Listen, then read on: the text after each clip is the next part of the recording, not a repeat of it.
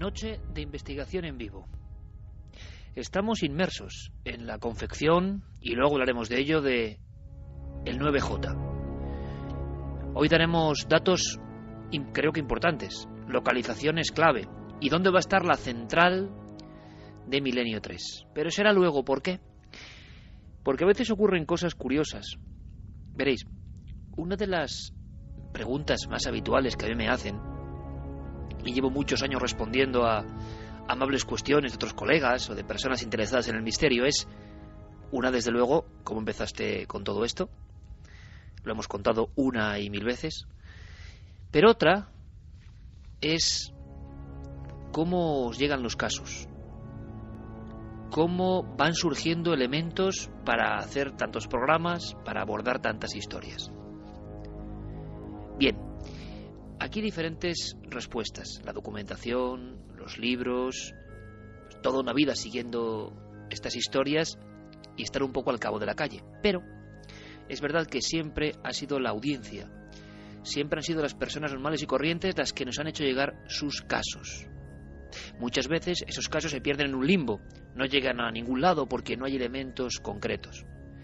Pero hay veces, y esta noche es una de ellas, en las cuales incluso diferentes personas, diferentes testimonios, sin saberlo entre ellos, coinciden hablándonos de un lugar, por ejemplo. Esta noche quiero que compartáis con todos nosotros una investigación en vivo doble de alguna forma. Las tierras andaluzas son testigo.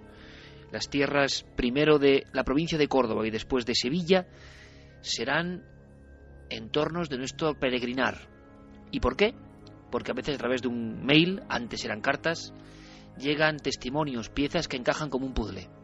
En este caso, una de esas piezas nos llevaba hasta un lugar del que desconocíamos casi todo. Y esto es lo interesante. Uno lleva muchos años, el equipo también, y siempre vosotros, siempre la audiencia, sois capaces de sorprendernos, de arrojar historias, datos, elementos para la investigación que son novedosos. Y eso yo creo que es la eterna rueda del misterio que tiene que continuar.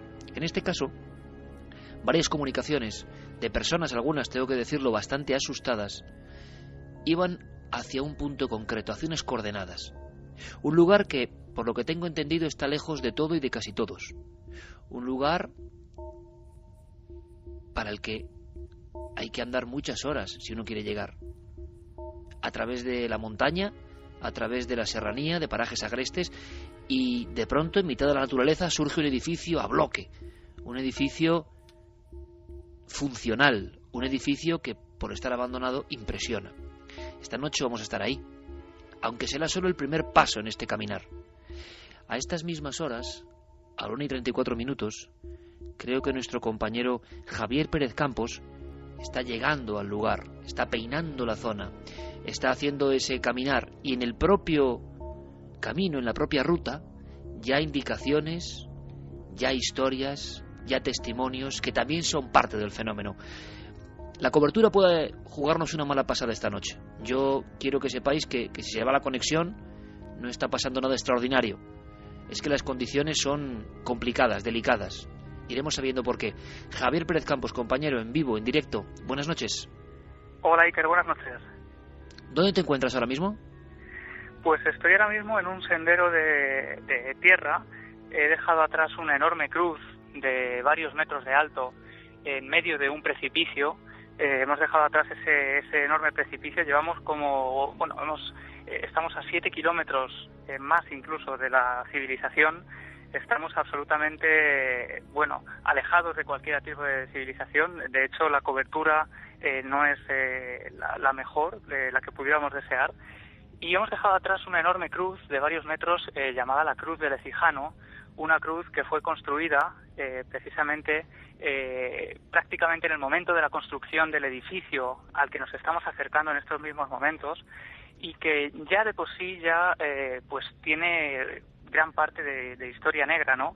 Porque esa Cruz del Ecijano fue construida casi por devoción, por una promesa cumplida, Y cuando el hombre que construyó esta cruz, debemos imaginarlo andando esos kilómetros y kilómetros, largas horas, por un sendero complicadísimo, constantemente acompañado por un precipicio al que es difícil alejarse sin sentir vértigo, ¿no?, al acercarte a él. Y cuando él llegó a ese lugar donde erigió esta enorme cruz de granito blanca, que parece, bueno, que es un enorme contraste además en medio de la naturaleza, falleció.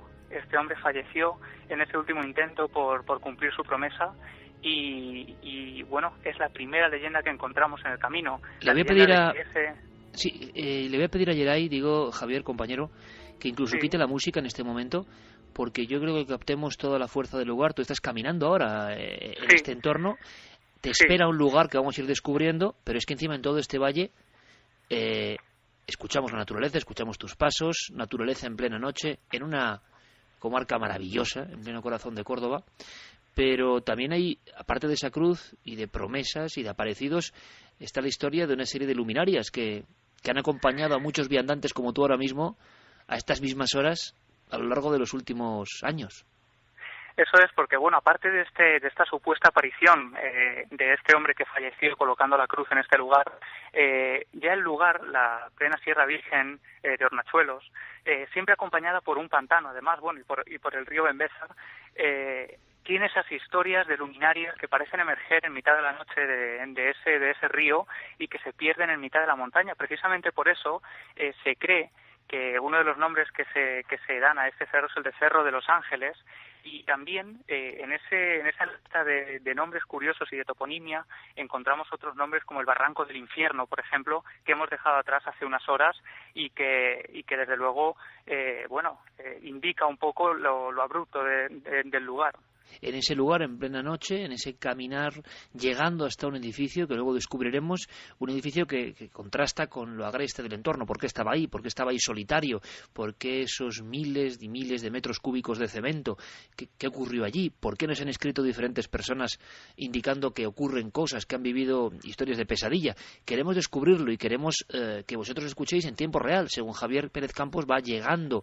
Yo creo que va a haber muchas sorpresas, pero incluso en el camino donde estás ahora mismo, que por cierto, ¿tienes buen clima, Javier? ¿Te está acompañando la noche en ese aspecto?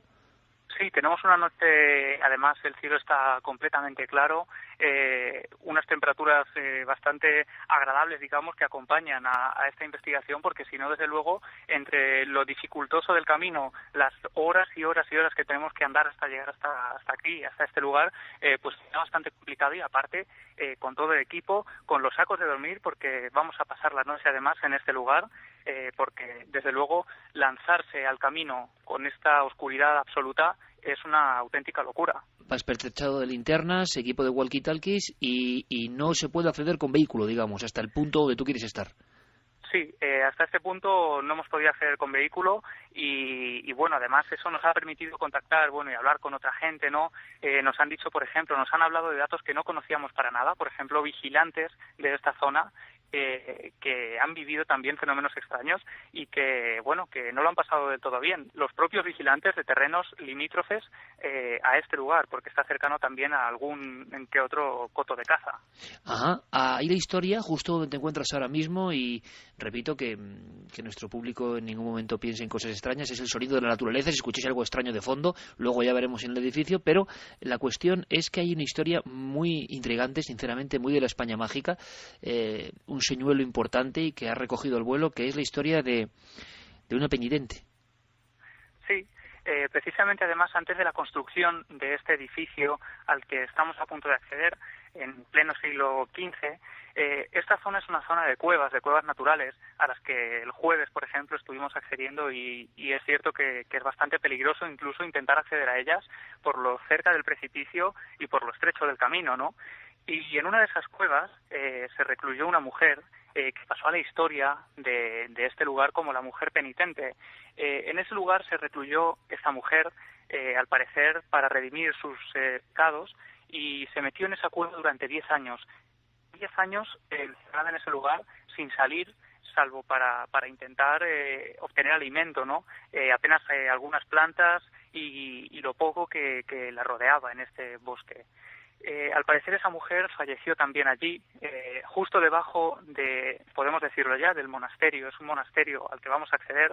Ella falleció en una cueva debajo de ese monasterio y también parece ser que ha sido vista por muchos de los caminantes, de los senderistas que recorrían justo la montaña de enfrente y que, bueno, desde donde observaban una panorámica sencillamente alucinante, Iker. Te puedo decir que el impacto visual del lugar es sobrecogedor. ¿Qué estás viendo ahora mismo, Javi?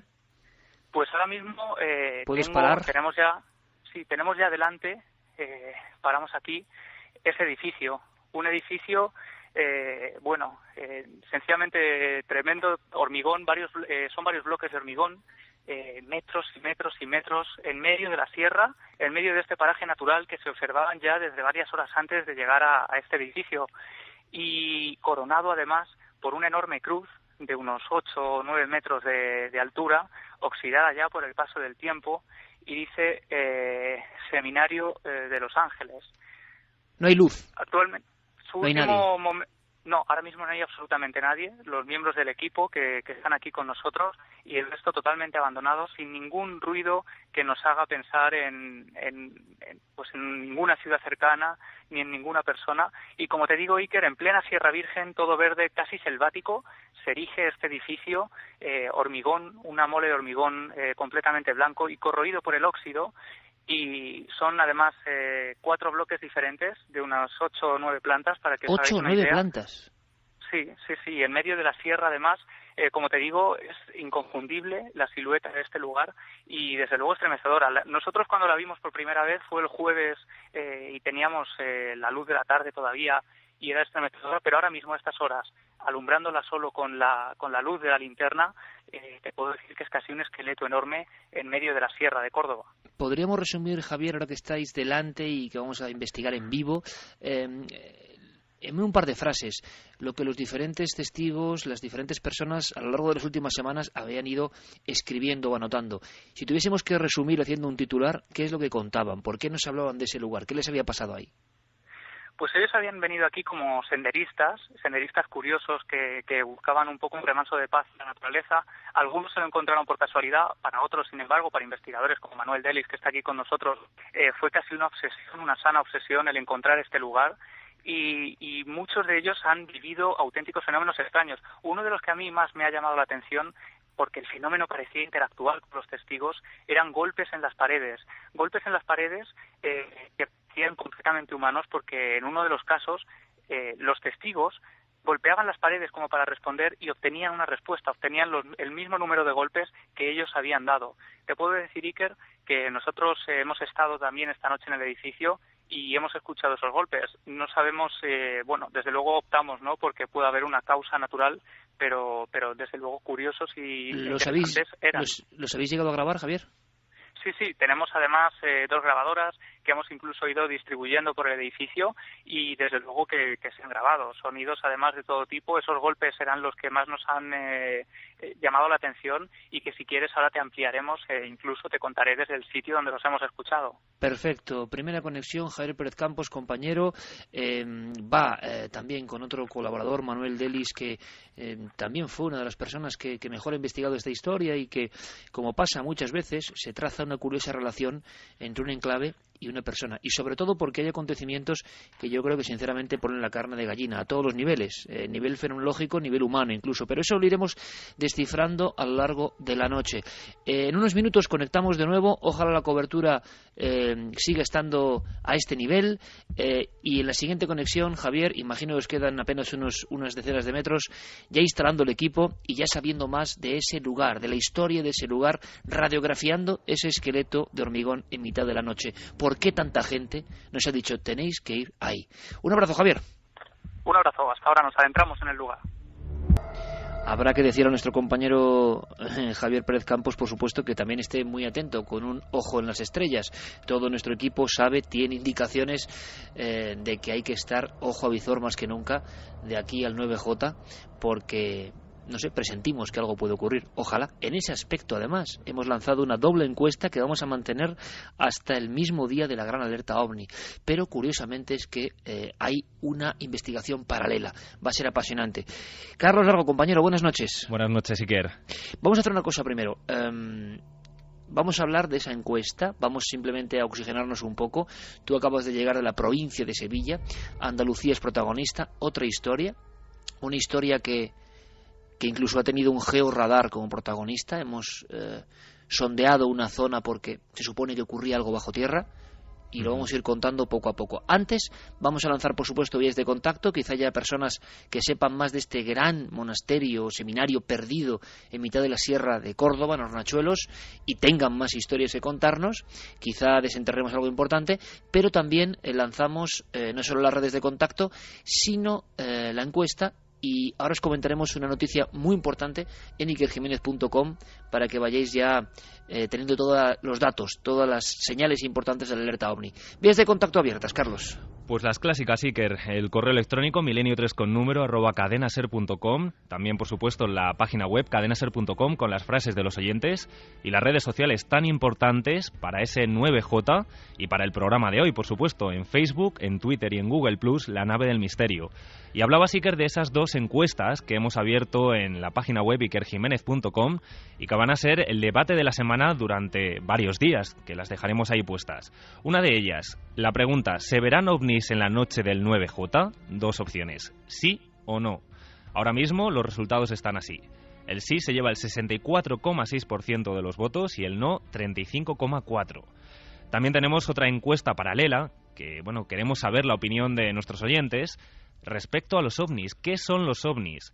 Damos varias opciones. En este caso tenemos naves extraterrestres, viajeros del tiempo, entidades de otras dimensiones, artefactos humanos secretos o confusiones y fraudes.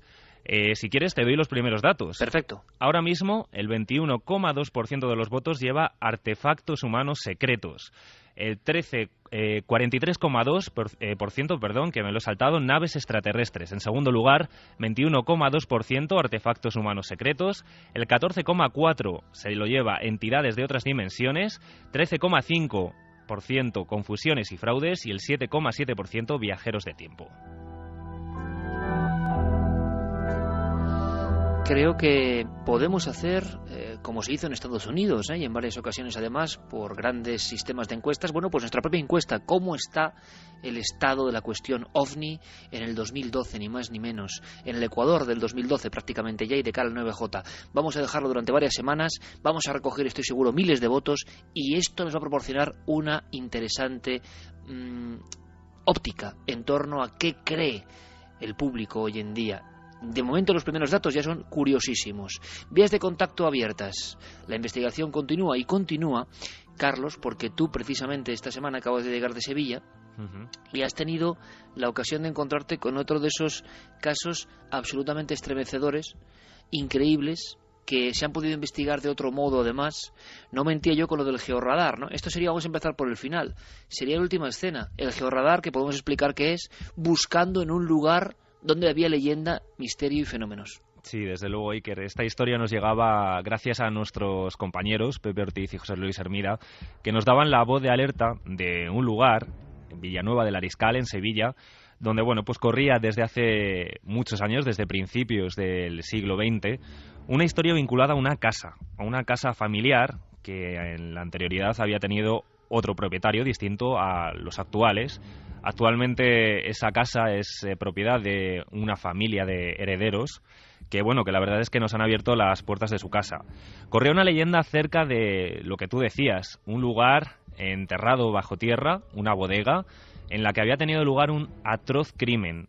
Un atroz crimen que desde hace muchos años se viene contando y que, bueno, que poco a poco, de leyenda, casi hemos podido transformarla en realidad, o al menos es la sensación que hemos tenido.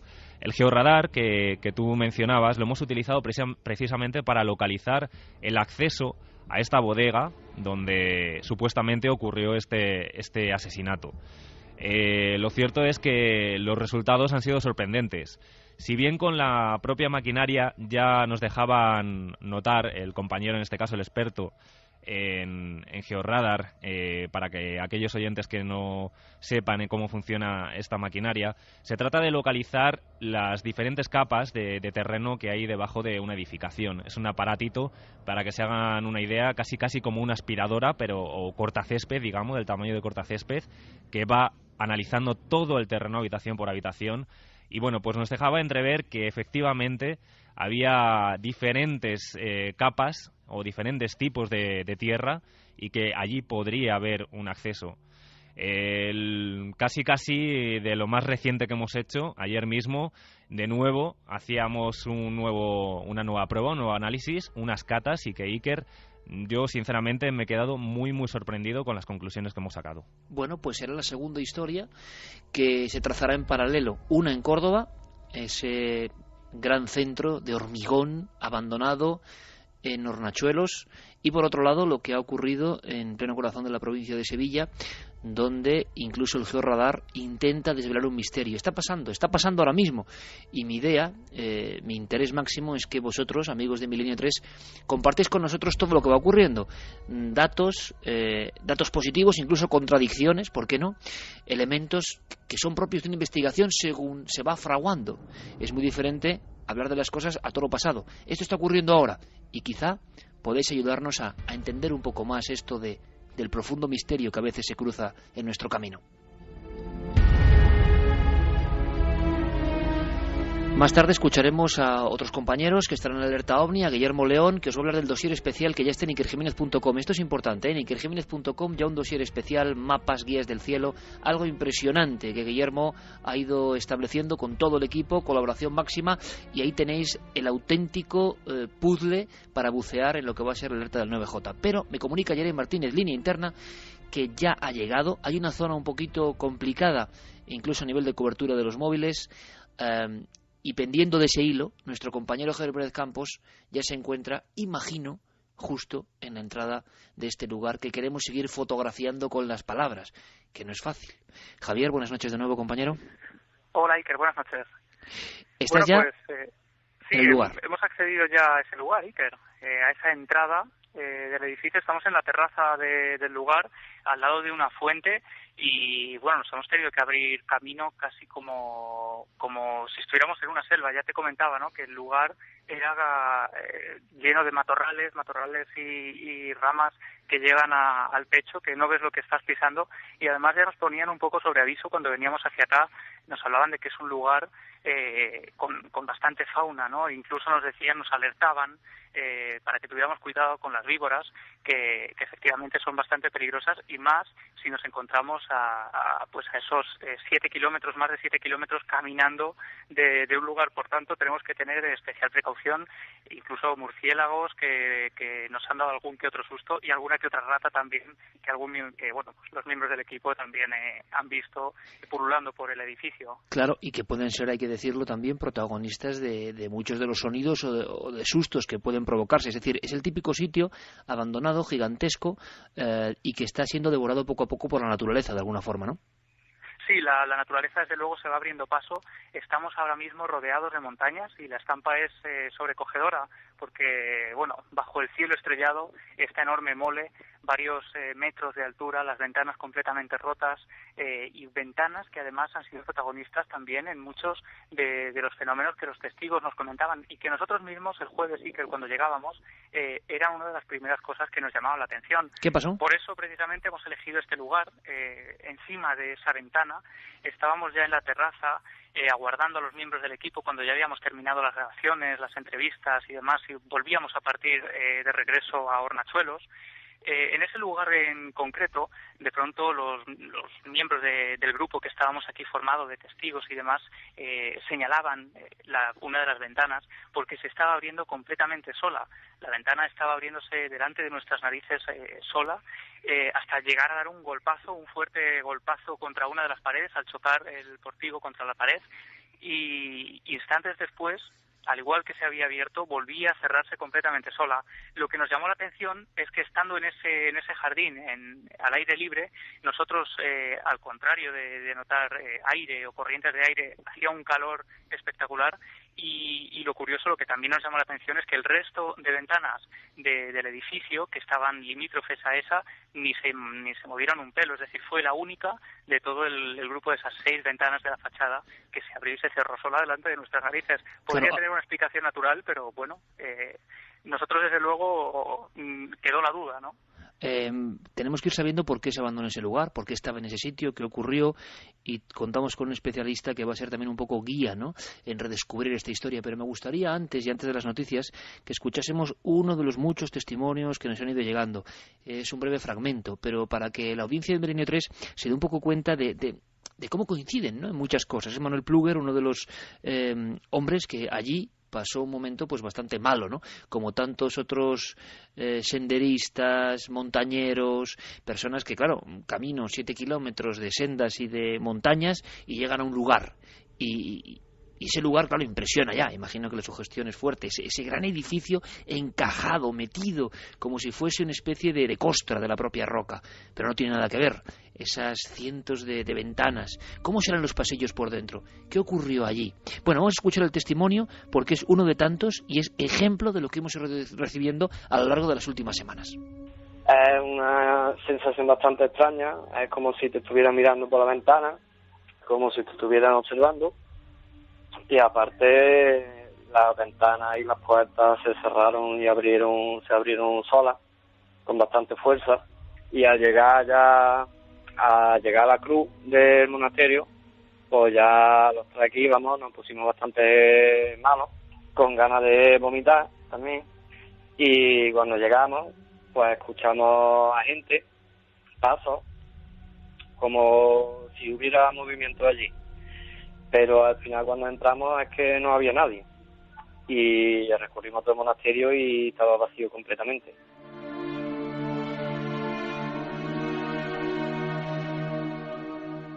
Estamos escuchando el testimonio tipo, más o menos. Otros muchos coinciden, hablan de las ventanas, evidentemente quizá las corrientes internas pueden provocar algo, pero yo estoy deseoso de saber más. ¿Por qué este lugar ha centralizado tantas historias? Desde el camino, desde esos 7 kilómetros de vueltas y revueltas. ¿Por qué está la leyenda de luces, de peregrinas que se aparecen, de extrañas muertes? ¿Qué pasará en este entorno? Bueno, vamos a descubrirlo. Investigación en vivo. Dejemos un respiro, dejemos que nuestros amigos coloquen las grabadoras, que coloquen incluso las cámaras de visión nocturna. Están con sus sacos de dormir. Van a pasar la noche ahí, por supuesto. Si ocurre algo, vais a ser los primeros en saberlo junto a nosotros. Ahora de momento nos marchamos con toda la información. Las noticias continúan, siguen, hay que escucharlas. Noticias del misterio en la cadena SER. La primera noticia de la semana nos sitúa en Xultún, Guatemala, donde un equipo de arqueólogos ha hallado el calendario astronómico maya más antiguo conocido hasta el momento. Se trata de pinturas murales del siglo IX que se encontraban en la vivienda de un escribano de la ciudad. Se pueden observar sobre todo centenares de números relacionados con los cálculos del calendario maya. La casa cuenta con 3 paredes intactas, una de ellas cubierta con diminutos signos rojos y negros, que son glifos, que parecen representar los diferentes ciclos del calendario trazado por los mayas. Los investigadores aseguran que este calendario contradice la idea de que el fin del mundo se producirá el 21 de diciembre de este año, ya que han identificado 17 ciclos astronómicos en vez de los 13 que se conocían hasta ahora. El profesor Miguel Rivera Dorado nos habla sobre el hallazgo. Se habla de los ciclos lunares y de los ciclos venusinos. Entonces, yo lo que creo es que es una anotación, al parecer del siglo IX, sobre los periodos calendáricos, algunos de los periodos calendáricos que los mayas manejaban para organizar su cronología y sus observaciones astronómicas. Pero no sé hasta qué punto constituyen un verdadero calendario cerrado. Tendría que ver yo esos jeroglíficos, ¿no?, aparecer en una pintura mural. Un río profundo, un río virgen, un río de los que casi ya no quedan. Unas montañas impresionantes, unas montañas primigenias. Un entorno lógico para establecer un monasterio. Estos lugares no están elegidos al azar, nunca lo han estado. Entornos para escapar del mundo cotidiano, para trascender, dicen algunos. Es singular el hecho, y se puede constatar, de que las cuevas, eremitorios, suelen ser sitios en los que pasando el tiempo el misterio aparece, en forma de leyenda, en forma de rumor, en forma de testimonio. muchos.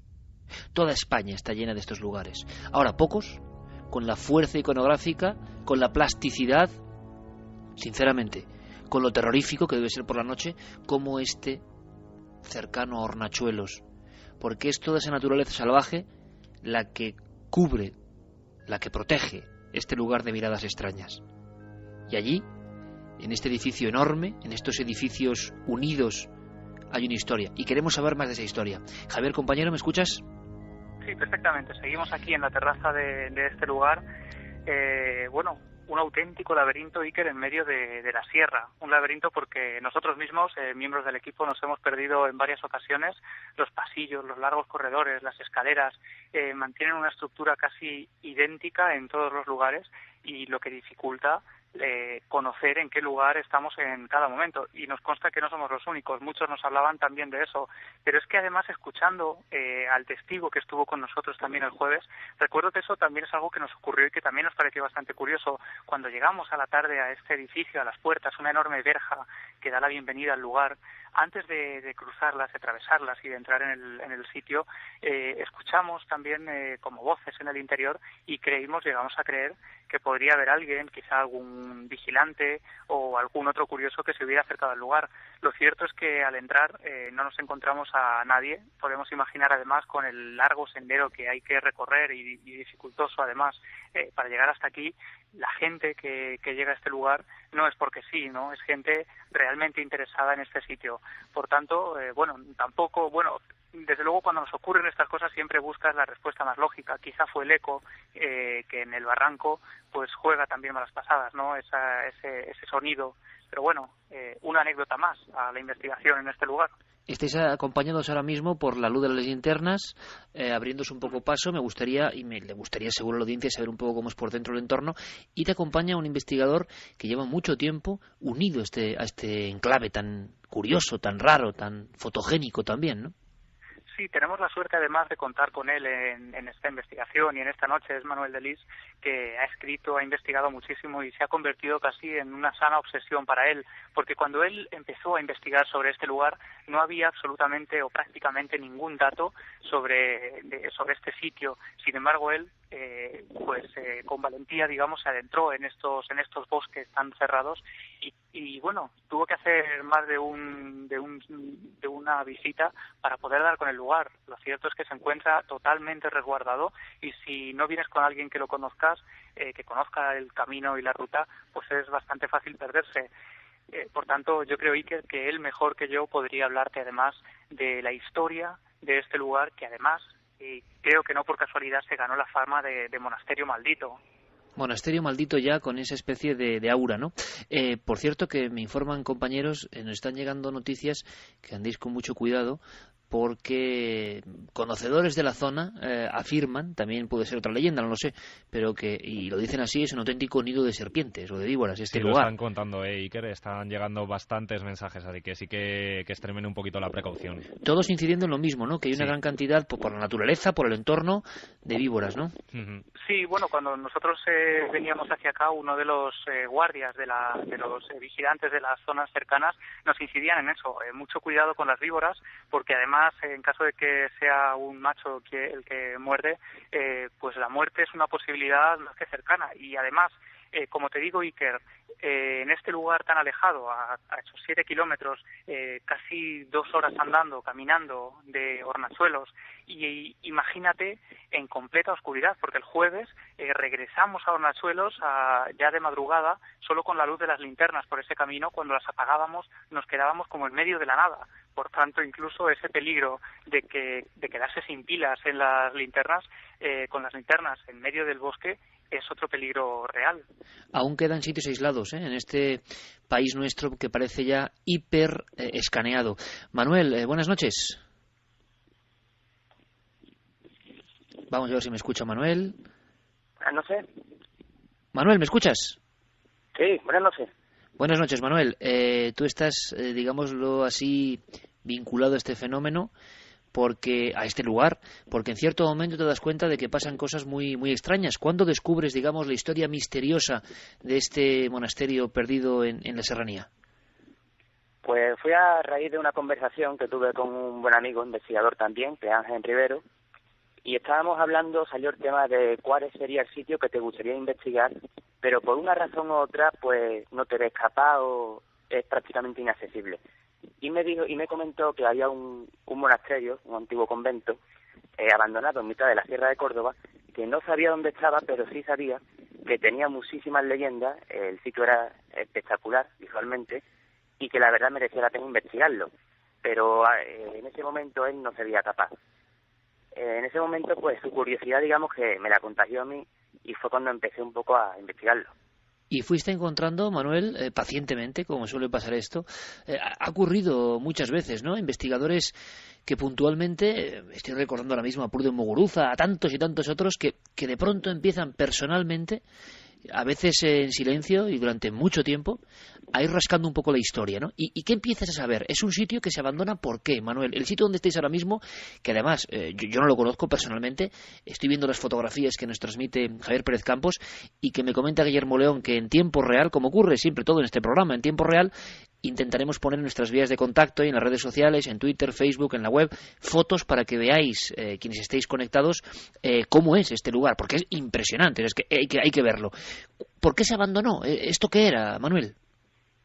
Sí, bueno, hay que partir de la base de que yo partía del desconocimiento. O sea, ahora mismo es fácil encontrar alguna foto en internet, es fácil documentarse un poco, pero cuando yo empecé con esta investigación, allá por el 2008, era prácticamente imposible, o sea, encontrarte una foto o cualquier dato del lugar en internet.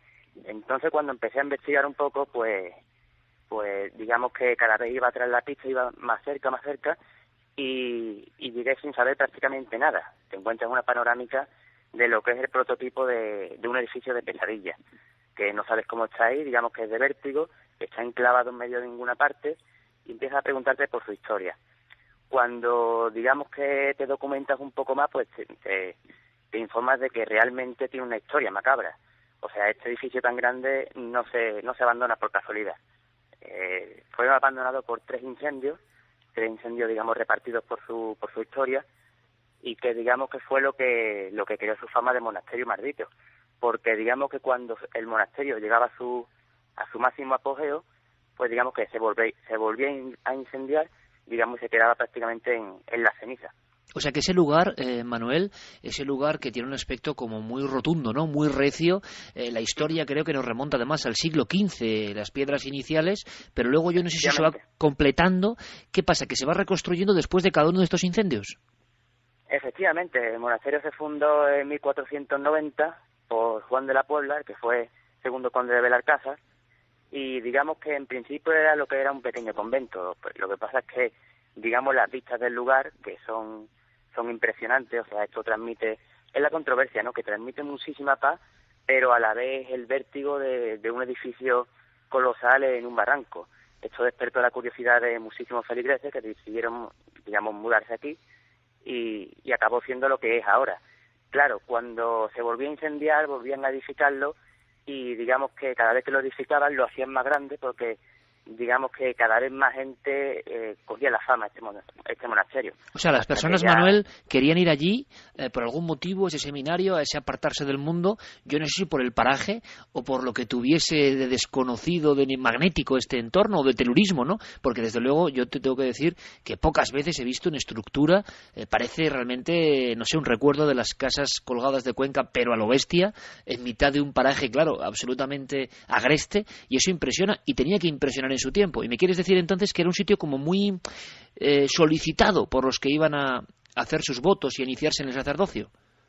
Efectivamente, porque es un lugar que por una parte es espectacular por los riscos y las vistas, pero por otra parte es muy tranquilo. O sea, para la oración y la meditación, digamos que está alejado de ninguna parte, tiene unas vistas maravillosas, y digamos que es un sitio especial para lo que es la oración y, digamos, encontrarte contigo mismo. Eso fue lo que atrajo a la gente. Pero, ¿Y por qué desaparece, Manuel? ¿Por qué definitivamente desaparece y eso se queda como lo ha dicho muy bien Javier Pérez Campos, la imagen, un gran esqueleto de hormigón en mitad de la sierra? ¿Por qué? Pues el último abandono simplemente fue por temas económicos, porque es un edificio que, digamos, que está aislado del mundo. Además se abandonó, o sea, como último no fue monasterio, fue seminario. Fue convertido en un seminario y digamos que mantener esto era demasiado costoso a nivel devastador y acabó desapareciendo por eso, pero de todas maneras después de cada incendio quedaba abandonado por un tiempo hasta que digamos que la gente volvía a interesarse por el sitio.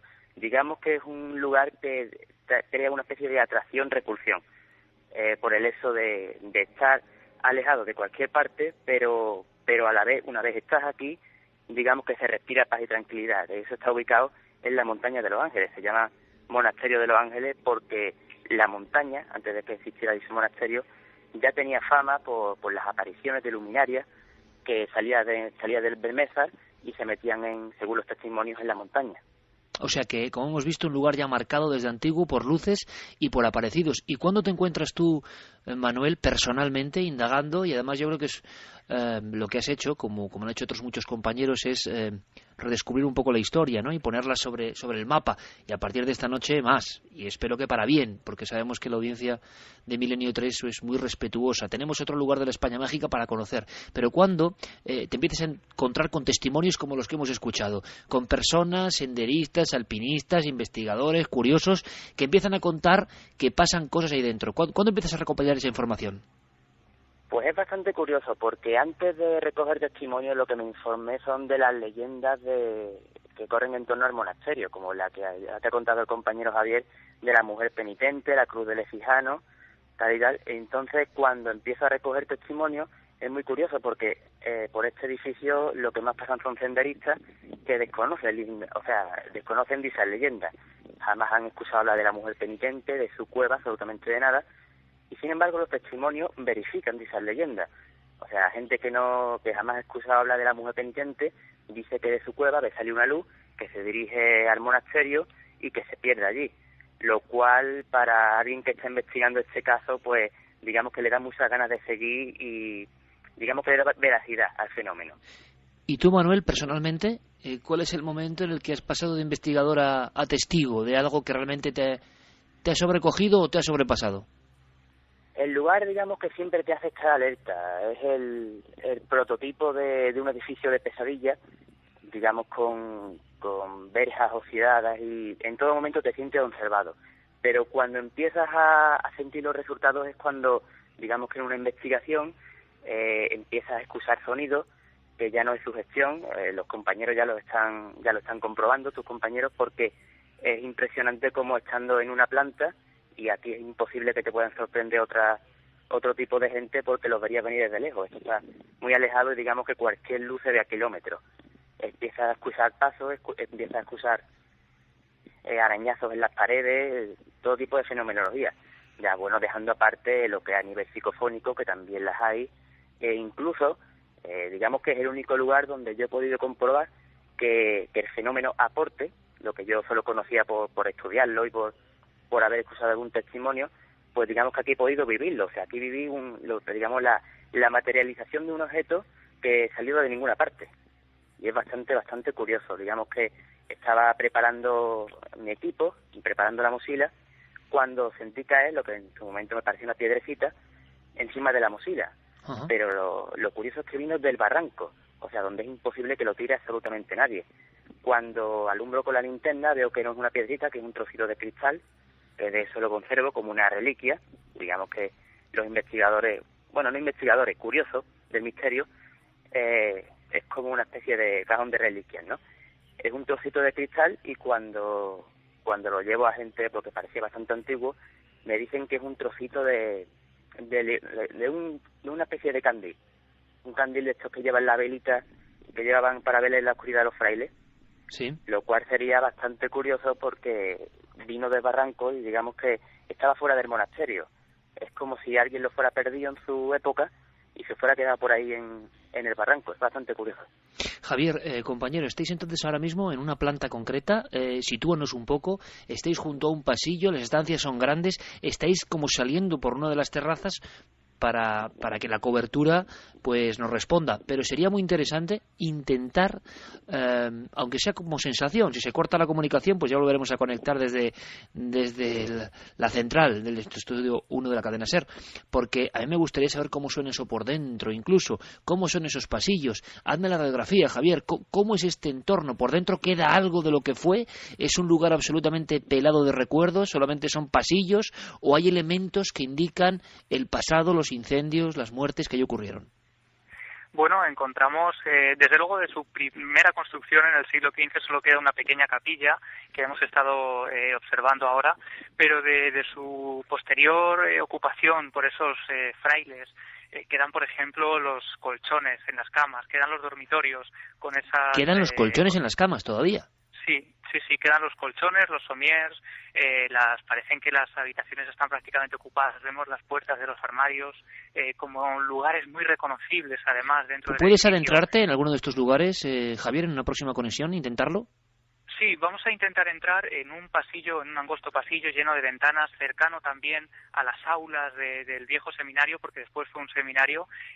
Otro de los lugares que llaman mucho la atención, porque parece que se encuentran a la perfección, son la cocina. La cocina del monasterio se encuentra perfectamente equipada con los viejos fogones, con las cámaras frigoríficas, totalmente en la oscuridad.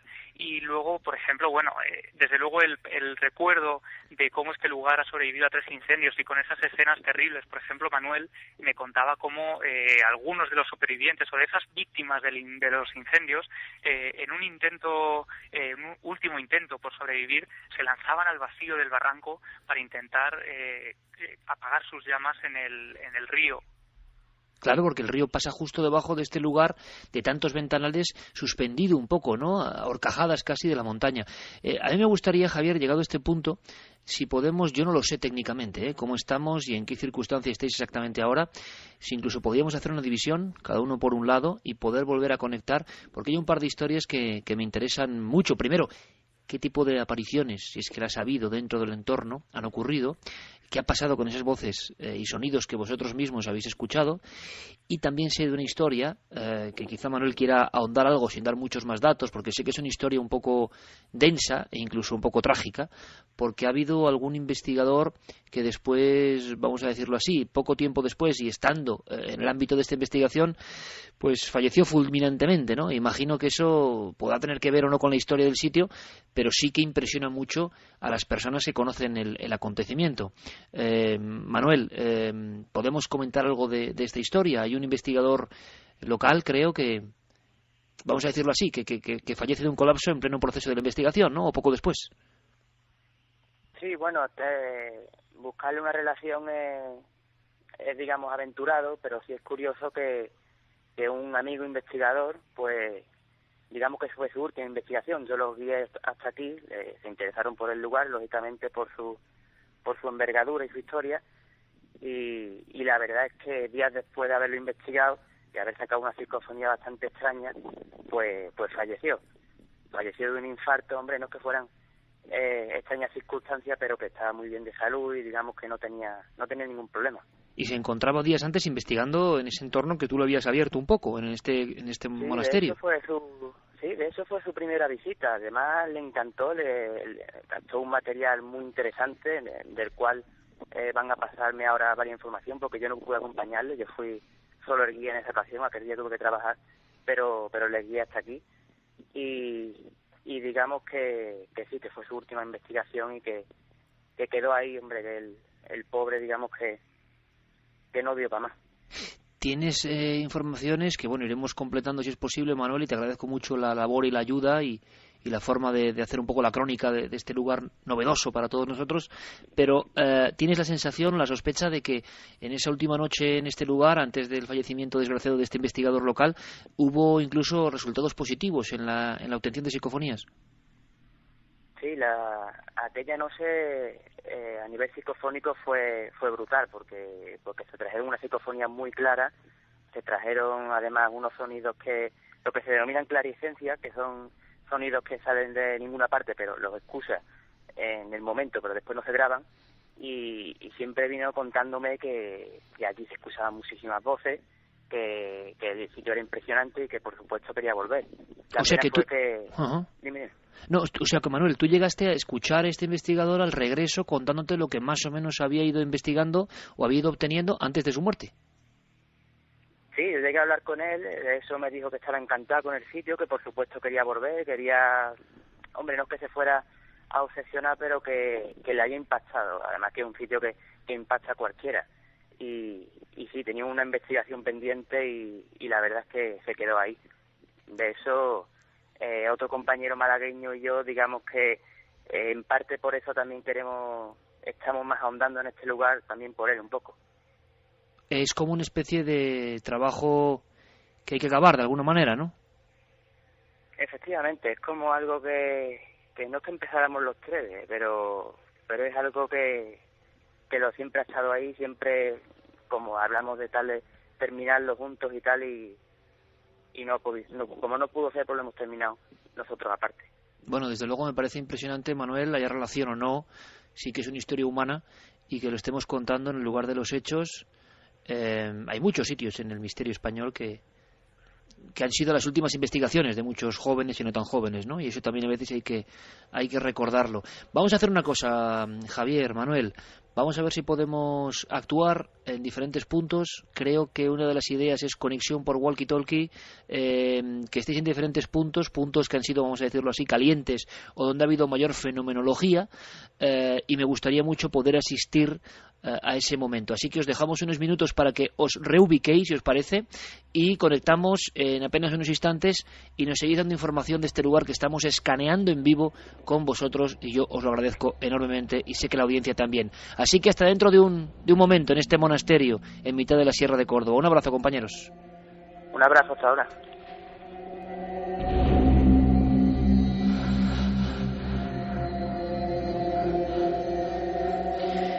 Carlos, compañero, ¿estás por ahí?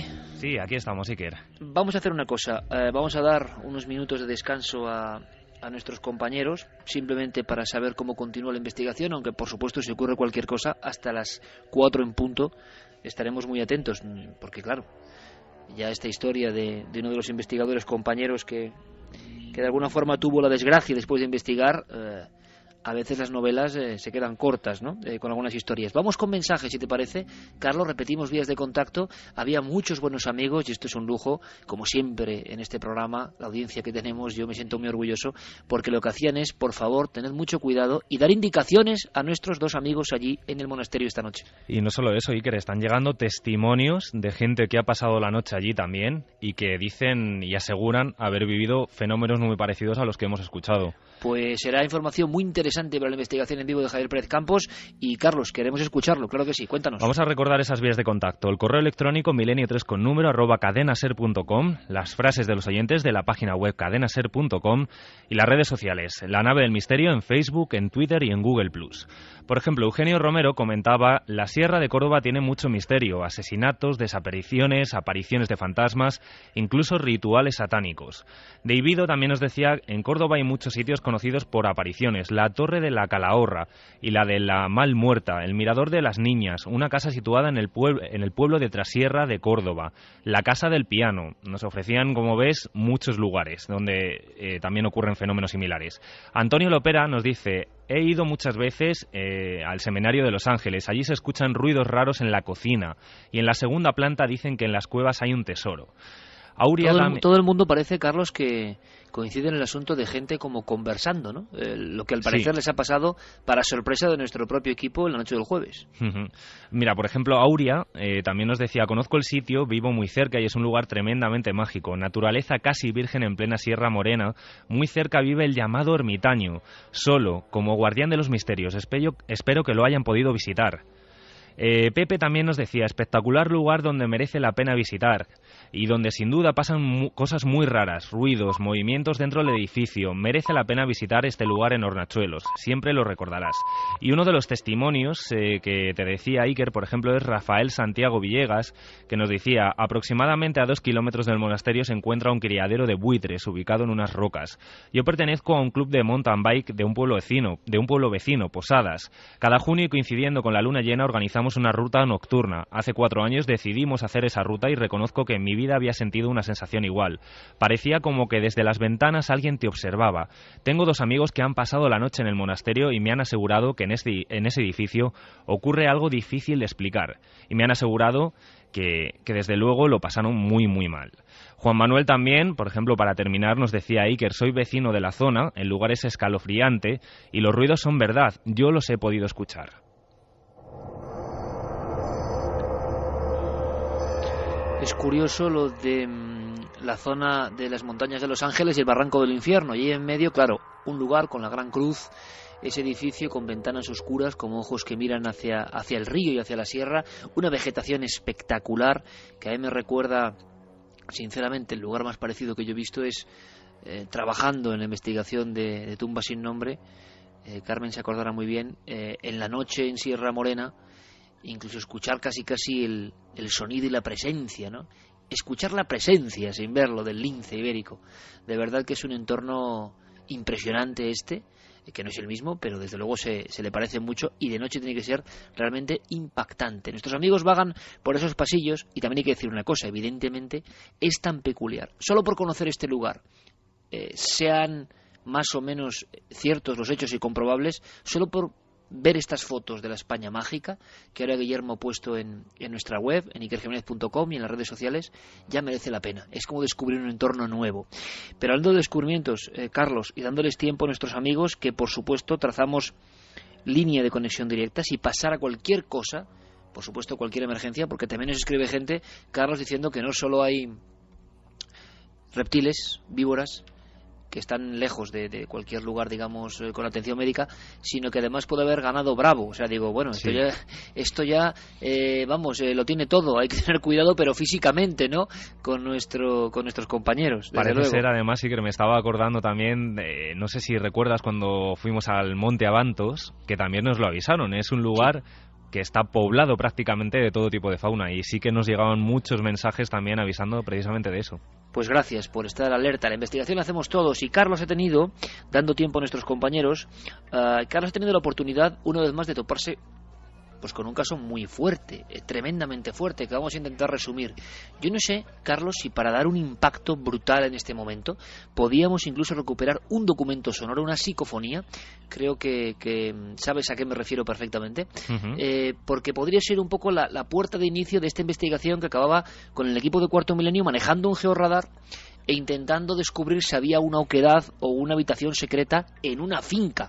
Vamos a empezar con este documento, si te parece. Cuéntanos y cuéntanos la historia, porque yo no sé qué es esta psicofonía, pero sí que sé que es impresionante. O sea, de verdad que se escucha bastante bien. Bueno, pues mira, para situar a los oyentes, esta grabación la realizaron nuestros compañeros, como decíamos, Pepe Ortiz y José Luis Hermida, en una casa en Villanueva del Ariscal, en la provincia de Sevilla. La casa es conocida desde hace mucho tiempo como la Casa del Magistral. Ahora descubriremos poquito a poco por qué se llama así. Y bueno, para que todos lo sepan, también tiene otro nombre, la Casa Santa Justa. Justa es, digamos, la matriarca, o era la matriarca, la abuela de la familia que nos ha atendido y que, bueno, pues nos ha concedido un montón de entrevistas. Esta psicofonía la grabaron, como decimos, hace tan solo unos días, Pepe Ortiz y José Luis Hermida, en un lugar muy importante para la investigación, que son unas escaleras que suben a la planta de arriba, porque esta casa tiene dos pisos, y bueno, donde se producen una serie de fenómenos muy extraños desde prácticamente a principios del siglo XX, cuando cambiaron los moradores de este edificio. Si te parece, vamos a escucharla sin decir lo que creemos o interpretamos que se escucha, y luego, si quieres, damos más pistas. Vale, Carlos, decimos que es un nombre.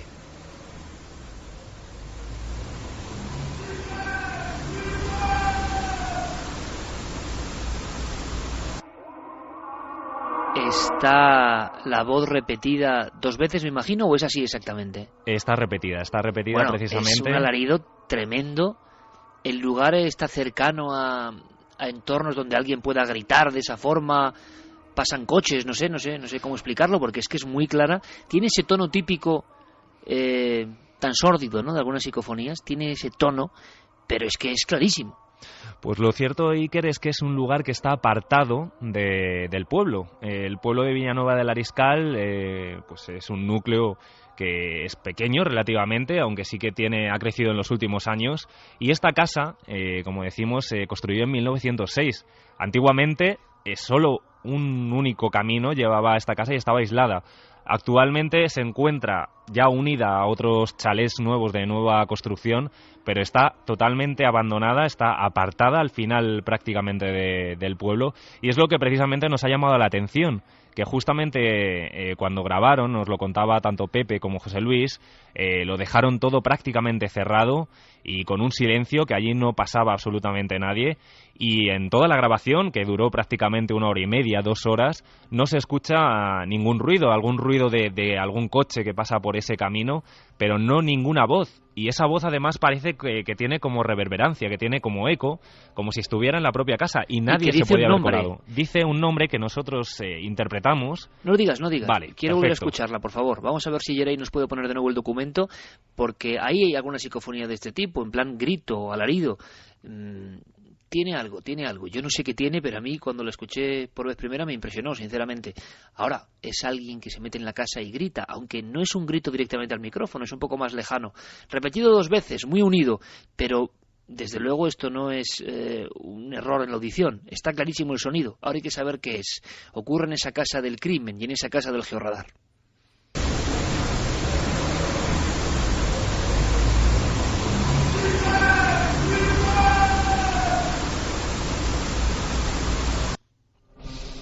¿Qué crees que dice? ¿Qué creéis que dicen los investigadores? ¿Piensan, tienen una teoría, Carlos? Pues tanto Pepe como José Luis, y yo también me sumo a ellos, escuchamos un nombre, y ese nombre es Miguel.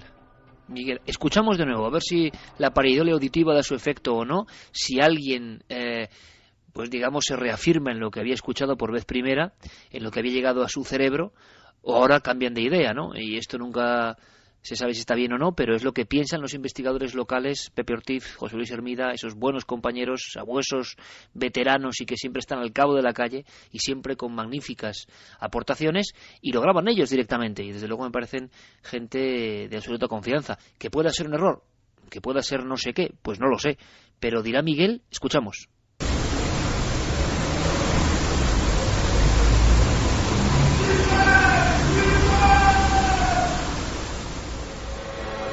Desde luego lo que es un grito clarísimo. ¿Y esto cuándo se grabó, Carlos? Pues esto se grabó hace unos 15 días aproximadamente. Hace unos 15 días tan solo. Sí, porque fue unos días previos a cuando acudimos allí para grabar en la casa, para el programa de televisión, para Cuarto Milenio. Ellos fueron previamente, precisamente porque miembros de la familia, hace unos cuantos años, hicieron también una grabación psicofónica por todo lo que estaban viviendo en el mismo punto, en la escalera. Y lograron también conseguir resultados, tintineos de relojes como antiguos, como carrillones, voces, conversaciones que prácticamente no se entendían. Y justamente intentaron reproducir la misma investigación particular que había hecho la familia, y consiguieron esta voz. En toda la grabación no se escucha prácticamente nada más. Carlos, ¿qué conexión puede haber con la realidad de un Miguel en ese entorno, con la historia de su supuesto crimen? Cuéntanos. Pues indagando, nuestros 2 amigos sí que lograron sacar ese nombre o relacionarlo con una persona que podía haber vivido en la casa. Se trata de un antiguo encargado de la finca que se llama Miguel Nevado, y del cual también incluso se ha conseguido documentación, porque allí cuando estuvimos en la casa todavía, aunque está en un estado prácticamente en ruinas, la familia sí que la conserva. Y bueno, pues hay objetos, hay muebles antiguos, incluso hay un baúl muy misterioso de un personaje que vivió en torno a 1906-1910, que se relaciona con un crimen. Y bueno, mira, por ejemplo, tenemos un corte precisamente de Pepe que nos aclara un poco más acerca de este personaje, de Miguel. Tuve que investigar también a ver si en esa casa había vivido, había prestado sus servicios a algún hombre que se llamase, o una persona que se llamase Miguel, claro está. Pues, ¿cuál sería mi sorpresa? Que allí hubo una persona, un trabajador, que se llamó Miguel Nevado. Y tanto es así, que tengo en mi poder una nota de una liquidación de un trabajo de unas 224 pesetas. Le estoy hablando del año 1952. Carlos, historias del pasado, historias de trabajadores de ese lugar e historias que conducen hacia un primer crimen y un emparedamiento. Sí.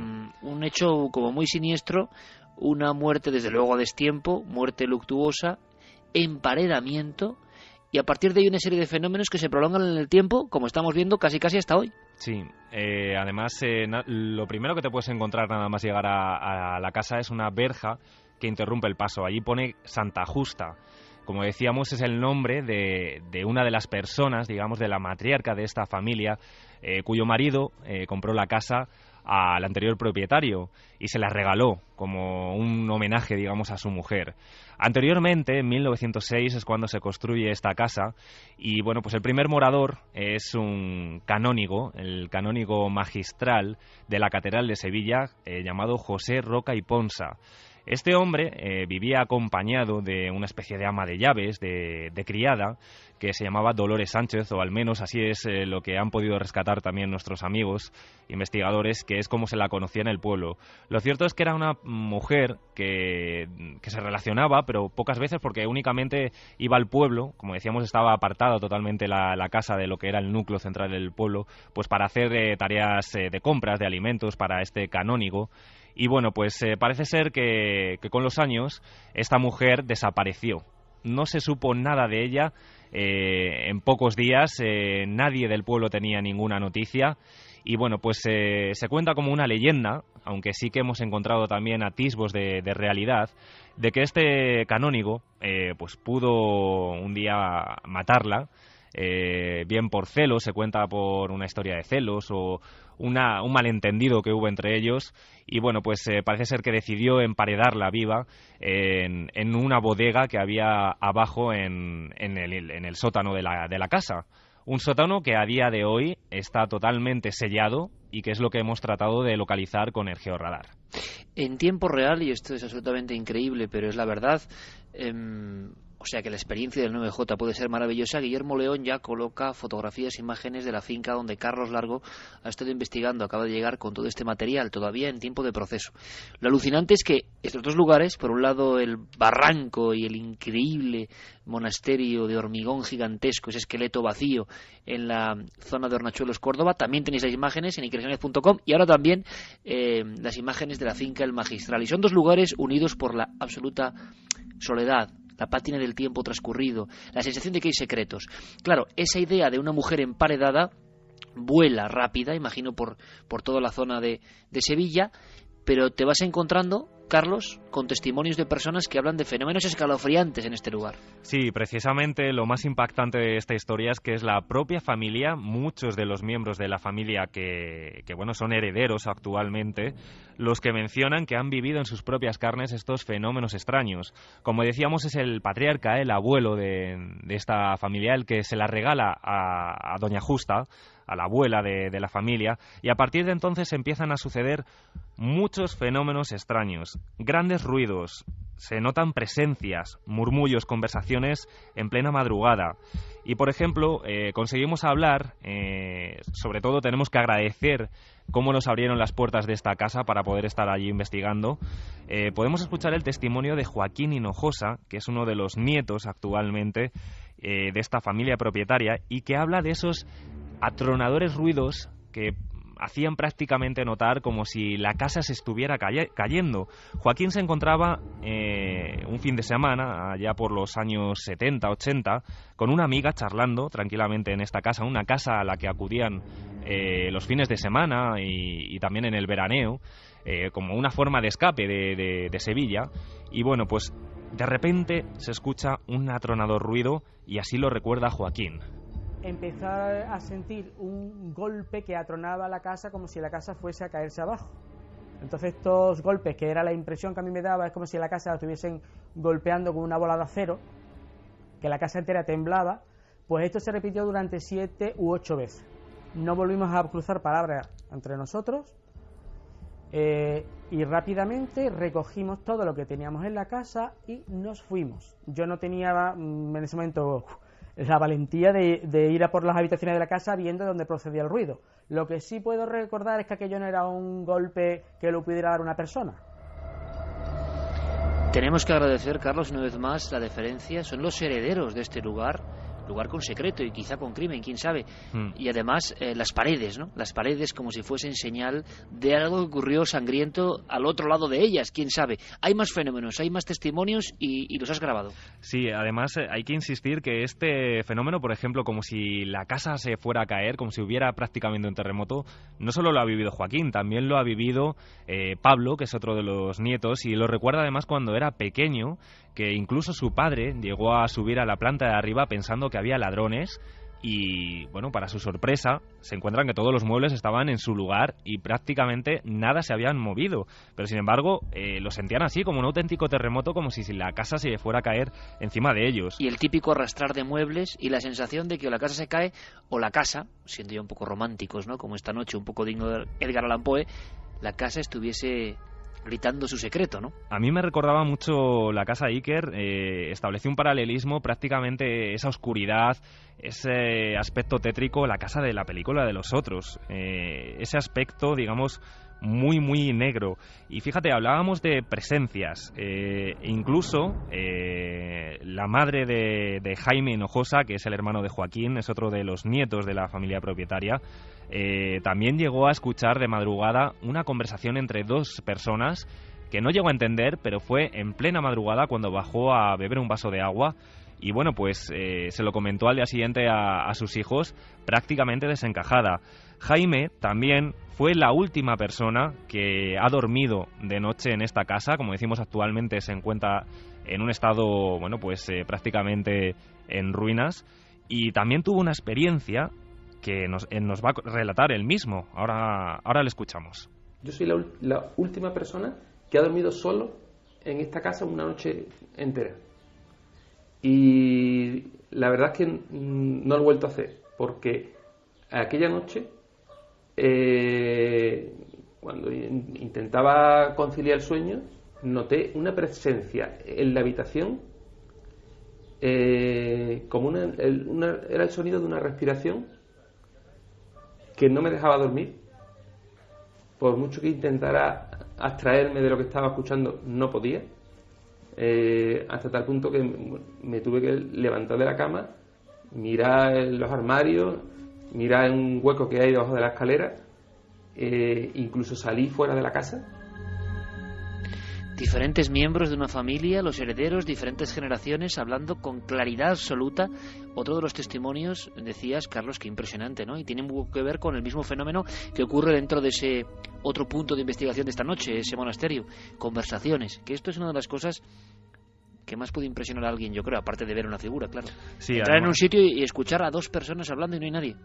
Lo más curioso es que también nos hablaban los propios herederos, y también, bueno, Pepe y José Luis lo han podido constatar, de grupos de jóvenes que han saltado esa valla y que se han metido en su interior en ocasiones y han salido despavoridos, e incluso el testimonio de unas jóvenes hace aproximadamente 5 años que entraron, vieron un piano que también lo pudimos ver tocando solo, y no solo eso, candelabros, luces que aparecían como fogonazos de luz, y lo que más puede poner el pelo de punta, que es la visión de una mujer vestida de luto y un hombre como un campesino que le acompañaba y que se dirigían hacia ellas diciendo que se marcharan de allí, que por qué estaban allí.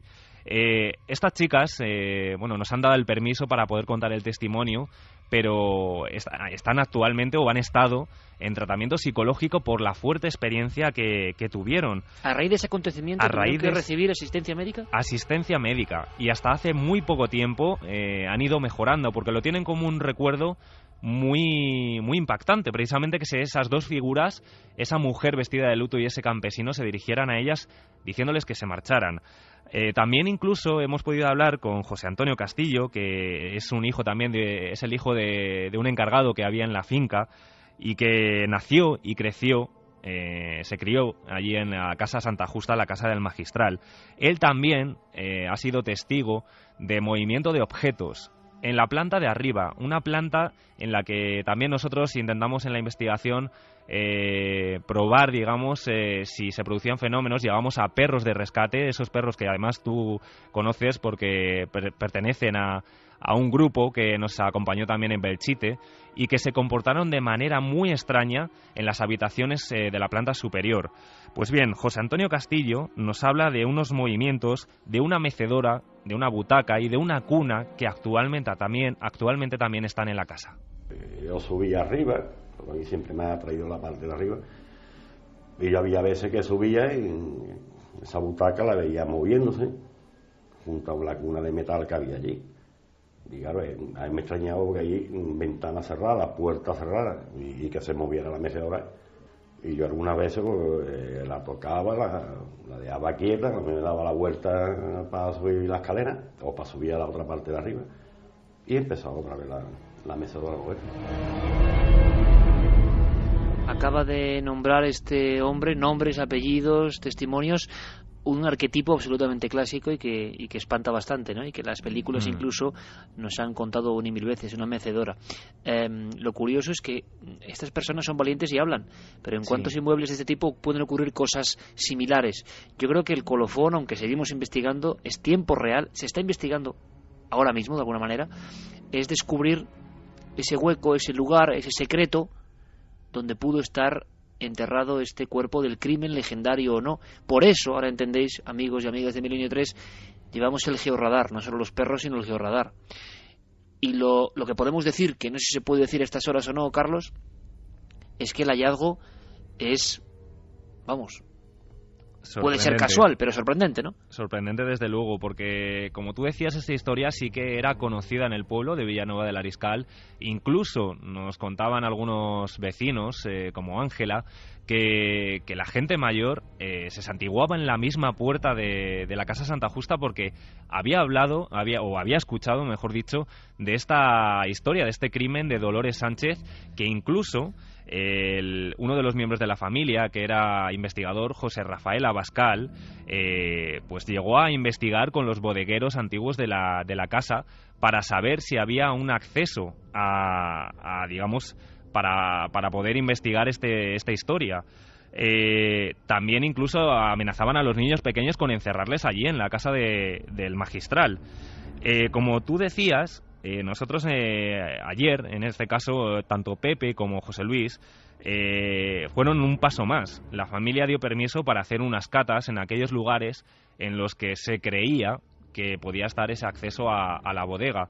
Y bueno, los resultados es que, bueno, pues en este caso Jaime, que le escuchábamos, es arquitecto, junto a también un equipo grande de albañiles, de obreros que estuvieron allí haciendo distintas pruebas, extrayendo tierra, pues sacaron como conclusión que sí, que efectivamente esa tierra era diferente a la que había en otros lugares y que había un espacio diáfano antiguamente. Lo que pasa que alguien de esa familia se encargó de taparlo, pues porque conocía o sabía de esa historia seguramente.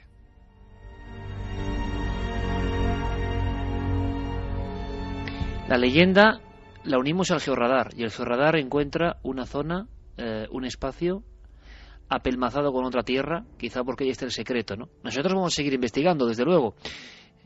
Son solo unos trazos de lo que ha ocurrido esta semana, estos días. Andalucía, 2 historias paralelas, la finca El Magistral, casi nada, con todos los componentes clásicos y personas que valientemente hablan. ¿Y qué estará ocurriendo ahora mismo en Córdoba? ¿Qué estará ocurriendo en ese gran seminario abandonado? Los 3 incendios, las diferentes muertes, la leyenda, la desgraciada historia de un investigador que se abrió al misterio por vez primera con esta expedición y luego pereció. Javier Pérez Campos, compañero, ¿me puedes escuchar? Hola, Iker, te escuchamos ahora perfectamente. ¿Dónde estás? Pues nos hemos adentrado en las entrañas ya del monasterio y desde luego están pasando cosas. No sabemos si con explicación o no. ¿Están pasando cosas? Sí, los famosos detectores, ¿no?, de movimiento que nos acompañan en muchas investigaciones. Ha saltado uno que tengo aquí en un estrecho pasillo del monasterio. Ha saltado hace unos 5 minutos. después de haberlo puesto hacía rato, y coincide casi porque bueno, ahora mismo en este momento el compañero Manuel de Lis está en la iglesia del edificio, a la que no podemos acceder por teléfono porque no tenemos cobertura, pero él estando allí parece que ha escuchado, y creemos que lo ha registrado porque tiene 2 cámaras grabándolo constantemente, un sonido de arrastrar de tejas justo encima de la iglesia. Y ese sonido, Iker, lo hemos escuchado anteriormente de 3 personas también del equipo cuando acabamos de llegar prácticamente al monasterio, estaba yendo, y estando en la entrada, en una especie de patio con 4 ventanas en el piso superior, hemos escuchado también no un sonido de un caminar de algún animal, hemos escuchado casi como un arrastrar de escombros encima de nuestras cabezas. Sabéis que estáis solos, ¿no? Habéis comprobado un poco, habéis perimetrado la zona, no os ha acompañado nadie ajeno, nadie que haya podido aproximarse al lugar después de escuchar esta conexión con Milenio 3. No, desde luego hemos peinado la zona, estamos absolutamente solos en el edificio, y precisamente además porque los murciélagos, por ejemplo, no alteren un poco la investigación, los detectores, por ejemplo, están puestos a ras de suelo, ¿no? A una altura que sabemos que los murciélagos no vuelan, ¿no? Oye, Javi, una cosa importante, el compañero Manuel de Lis está en una zona, pero no podemos tener acceso a él, no podemos hablar ni siquiera vía walkie-talkie, si le puede escuchar. Sí, por walkie-talkie, por ejemplo, podemos hablar con él, no sé cómo lo escucharíais vosotros. Vamos a intentarlo, Javi, te escuchamos. Venga, perfecto, vamos a intentar hablar con Manuel a través del walkie. No sé si lo vais a escuchar, vamos a proceder. Manuel, ¿me escuchas?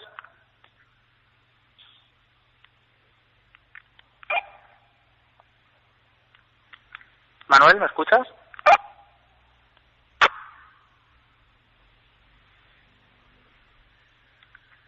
Estamos intentando dar con él ahora. ¿Él está en un lugar muy apartado de ti, Javi, en este momento? Sí, está a varios metros. Mira, ahora mismo lo tenemos.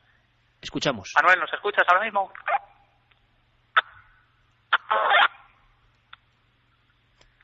¿Me escuchas, Manuel? Sí, yo creo que oigo. Pregúntale, Javier, perfectamente, pregúntale, no sé si me escucha directamente o si no se lo preguntas tú, Javier, en esta conexión triple en mitad del lugar. Él está en la cripta, en la iglesia. ¿Qué es lo que ha pasado? Que nos cuente, por favor, en primera persona, ¿qué ha escuchado? Manuel, ¿nos podrías contar un poco qué es lo que acaba de pasar en la iglesia ahora mismo? Pues hace un momento se han escuchado arrastrar como los escombros del bloque de al lado. Es lo que tengo justo al lado, hay como una escalera y como tal hace un rato escuchamos como unos escombros arrastrarse como si algún animal los moviera, un animal grande. Pues ahora mismo da esa misma impresión. Un animal grande, ¿cree que puede ser algún tipo de alimaña o ha visto algo que le haya extrañado? Están las cámaras grabando, ¿no, Javi? Sí, las cámaras están grabando además en todo momento y bueno, no sabemos si puede tratarse de algún animal. Le pregunto si quieres... Pregúntale si puede acercarse al lugar exactamente con el walkie-talkie y puede examinar. Me dice que se siguen escuchando justo ahora mismo. A ver, que abrimos comunicación, por favor. Eso es. Por favor, Manuel, ¿puedes abrir ahora mismo el walkie a ver si podemos escucharlo?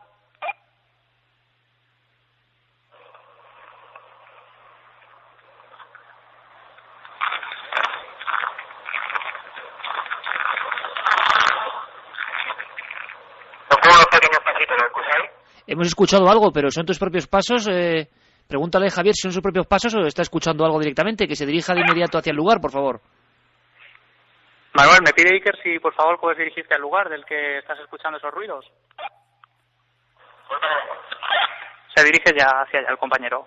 Y como te digo, Iker, desde luego, por ejemplo, cuando estamos ahora mismo en lo que hemos dicho que es el campamento base, ¿no?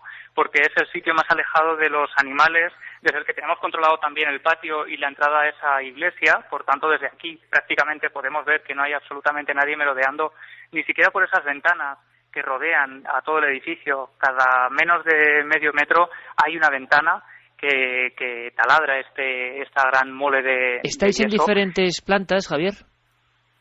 Sí, él está en la parte de 2 plantas más abajo y nosotros estamos 2 más arriba. Y bueno, como te decía, estando aquí cenando incluso hemos escuchado una especie de golpes, parecían golpes en las paredes, pero lo cierto es que estas paredes son bastante gruesas e incluso intentando golpearlas ahora no retumban, no tienen esa especie de eco. Bueno, Javier, vamos a ver. Ahora estoy seguro que me mataría toda la audiencia si yo dijese que gracias por la investigación, por la conexión y que continuamos con otros temas, pero evidentemente hay que dar paso a los compañeros de las noticias. Yo no sé qué está pasando, pero tenemos que contarlo. Así que mantenemos abierta, por supuesto, la línea de investigación, las noticias, y volvemos en Milenio 3, en esta noche de investigación en vivo. Queridos a 3:12, en este año tan simbólico, tan especial, tan crudo, podemos tener unas horas para olvidarnos de todo y de casi todos, para mirar al cielo, para hacernos las grandes preguntas, para sentirnos muy pequeños y muy grandes a la vez. Porque, ¿qué seremos capaces de hacer? ¿Qué seréis capaces de hacer con las redes sociales? Con Facebook, con Twitter, con lo que va a montar Guillermo León. Me hablaba mi buen compañero, mi hermano cósmico Guillermo León de Sevilla, me decía, ¿y si hacemos que la gente, incluso con webcams, logremos hacer una especie de gran coordenada, de gran alerta webcam, situándola hacia las propias ventanas, da igual dónde vivas, con tal de que veas un pedazo de cielo, da igual tu región? Habrá en muchos puntos amigos de este programa, amigos de toda la vida, amigos que con el mismo entusiasmo, la misma pasión, la misma forma de sentir las cosas, estarán en algunos lugares, cerca del mar, cerca de la campiña, cerca de la llanura, en las montañas, y en esos lugares podréis acudir, siempre con el respeto, siempre con ese anhelo, siempre con la forma de ser que habéis demostrado a lo largo de 10 años. ¿Qué mejor forma, amigos, pienso yo, de celebrar eso? Una década en la radio ininterrumpida, todos los fines de mi semana con vosotros, una larga labor, y os queremos agradecer toda esa compañía. ¿Y cuál es el clásico? ¿Cuál es la forma? ¿Cuál es la manera? Pues una alerta OVNI. A mí me parecía algo, sinceramente, que quizá ya, haciéndolo una vez, ¿para qué repetir? Y pasaban los años, y la gente nos decía, Iker, ¿cuándo una alerta OVNI? Pues quizás sea el momento, pero va a ser, os lo aseguro, todavía mucho más auténtica. ¿Más auténtica? Pues muy sencillo, imaginaos que cualquier persona, por ejemplo, Enrique Chazarra, que estará en el balcón de La Rioja, en el puerto de Herrera, en Álava, observa algo, con la gente que está allí. Ese algo se puede grabar directamente con el móvil. Ese algo podemos recibirlo en tiempo real. En nuestra sede central de datos, diremos el lugar, en nuestra sede central de datos, nosotros iremos rebotando toda esa información. Y los tentáculos del mundo, los tentáculos de la red, la radio, la red y las redes sociales unidas emitirán y harán eco de esa información. Podremos veros de alguna forma en esos lugares. Podremos saber cómo está la noche en ciertos sitios. Podremos comprobar con nuestros ojos en un experimento multimedia, yo creo que jamás realizado, si hay un planeta, un satélite que nos confunde, y podremos corroborar los datos. Y podremos, si hay algo anómalo, observarlo, porque esa noche del 9 de junio, decenas de miles de cámaras digitales, porque la diferencia es que hoy uno es una central informativa y puede enviar esa información, decenas, ¿por qué no cientos de miles de cámaras digitales estarán vigilando los cielos de todo el mundo, más allá de lo físico, lo tangible y lo explicable? Si esas señales pueden darse, es la noche ideal, la noche perfecta, la noche en la que más vigilantes va a haber, con los medios nunca soñados, con la posibilidad de intercambiar toda esa información en tiempo real, de cotejarla entre todos. Va a ser la alerta más común que nunca. Vamos a investigar de verdad a fondo, vamos a hacerlo entre todos. Y me diréis, ¿y dónde puedo acudir? Pues muy bien, si tú estás dispuesto, amigo o amiga de Milenio 3, tenga la edad que tengas, con tal de que poseas esa ilusión que no se haya marchitado en ti, vamos a ir dando punto por punto en las redes sociales. Toda la información la tenéis en ikerjimenez.com, como siempre. Guillermo León al mando del mundo digital. Vamos a ir dando los puntos donde esos amigos van a estar de vigilancia. Esos puestos avanzados, esos puestos de corresponsalía donde podéis acudir. Pero también, por supuesto, desde cualquier otro rincón, si no podéis ir a estos sitios, podéis hacer vuestra propia alerta OVNI.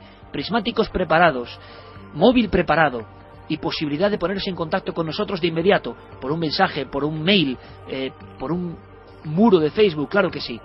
Lugares importantes, los damos ahora mismo. Es la primera información sobre la alerta OVNI, alerta mundial OVNI en la SER 2012. Puntos de encuentro, vamos a llamarlos así, red de corresponsales amigos. Atención, por favor, tomad nota. Enrique Chazarra estará en la zona de Álava. Todos los lugares que se han elegido son especiales. Todos los lugares tienen una historia. Todos los lugares tienen un porqué. No son cualquier lugar. Puerto de Herrera, madre mía, ahí estaba yo con 14 años buscando ovnis. Puerto de Herrera, Álava, sé que Javier Sierra también andaba por ahí. Allí estará Enrique Chazarra. Alberto Cerezuela estará en la zona del Cañarete, en Almería. Luis Rodríguez Bausá estará a las afueras de Toledo, le daremos muchos más datos, mucho más precisos la próxima semana. Tomás Hijo estará en un lugar como Las Batuecas, en la provincia de Salamanca, zona ovni por excelencia, zona mítica y telúrica. Joaquín Avenza, ni más ni menos, estará con todo su equipo y todo desplegado en el desierto de los Rodeos en Ceutí, Murcia, lugar de extraños seres, extrañas huellas y no menos extraños ovnis, incluso investigados por el ejército. Diego Marañón, ni más ni menos, nuestro hombre en la red también, estará en las campas de Ucieda, en Cantabria, lugar de manifestaciones no identificadas, en esas campiñas. Allí estará nuestro amigo. Gonzalo Pérez Sarrón, ni más ni menos, estará en otro punto clave, Bonal de Ibor, en Cáceres. Estamos buscando lugares donde han pasado muchas cosas y donde la gente habitualmente no acude, y donde quizá el 9J pueda pasar algo. David Zurdo estará en el Embalse del Pardo, en pleno corazón de Madrid. Habías estado tan cerca de lo desconocido.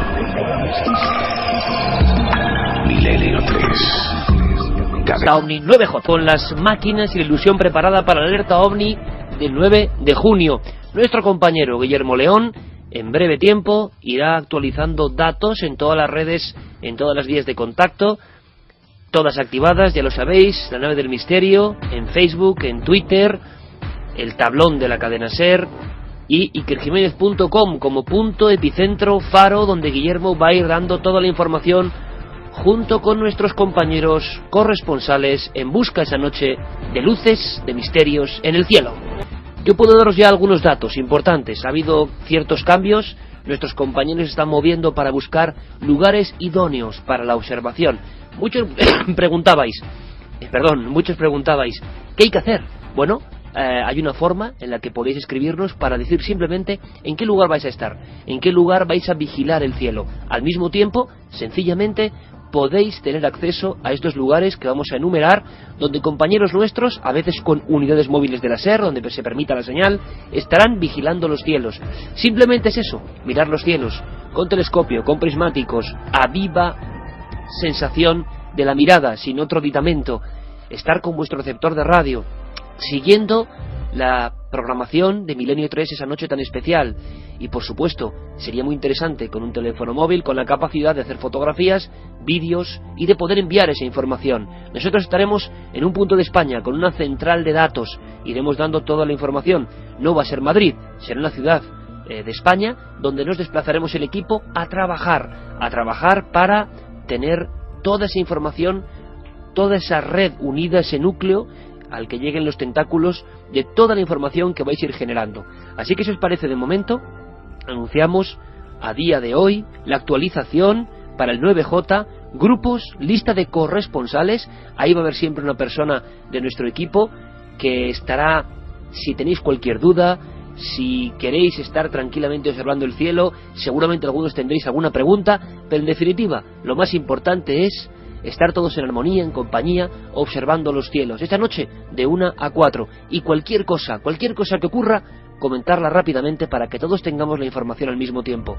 Si los ovnis existen, que existen, lo que no sabemos es qué son, puede que aparezcan ese día, porque miles de personas van a estar unidas en esta misión. Alerta OVNI 2012 en Milenio 3, próximo 9 de junio.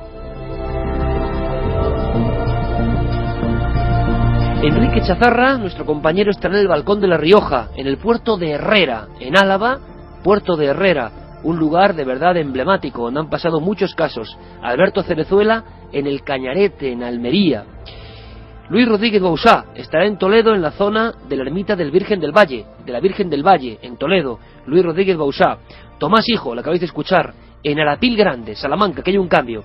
Arapil Grande, Salamanca, muchas veces han sido lugares que han estado testados, donde no haya tampoco mucho problema, donde haya habido casos OVNI, pero que tampoco sean lugares cuyo acceso sea peligroso, porque sabemos que luego va a haber gente que quiere estar en estos sitios. Ojo, las personas pueden estar donde quieran. Nosotros queremos tener a personas en todas partes, montes, montañas, playas, caminos. Cuantos más puntos con vigilantes, mejor, pero nuestros compañeros estarán aquí. Joaquín Avenza, en el desierto de los Rodeos, en Ceutí, en Murcia. Pronto hablaremos con Joaquín Avenza, porque 11 grupos de ufólogos de Murcia, coordinados con Joaquín Avenza, van a hacer un seguimiento de toda la región de Murcia, que estoy seguro que ojalá pase algo en Murcia, porque va a ser hiperfotografiado, seguido y escaneado. Joaquín Abenza, como no podía ser de otra forma, compañero del CIFE de Murcia, ha generado él mismo una red de 11 grupos en la región de Murcia, pero ellos estarán en el desierto de los Rodeos, en Ceutí, en Murcia. Diego Marañón, nuestro compañero, estará en la Sierra de Arnero, en el exterior de la Cueva del Soplao, ni más ni menos, en uno de los patrimonios naturales de este país.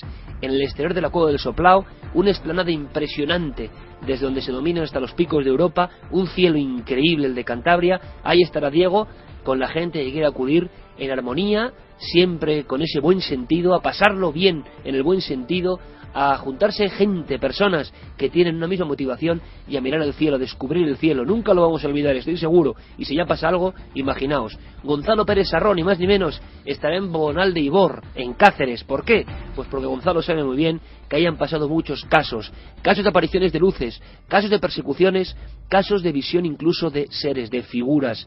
David Zurdo y Clara Tahoces, ni más ni menos, estarán en el embalse del Pardo. Y esto es muy importante, porque Madrid, y esto ha surgido así por casualidad, va a ser la ruta de los embalses, de los pantanos, lugares donde han pasado muchas cosas.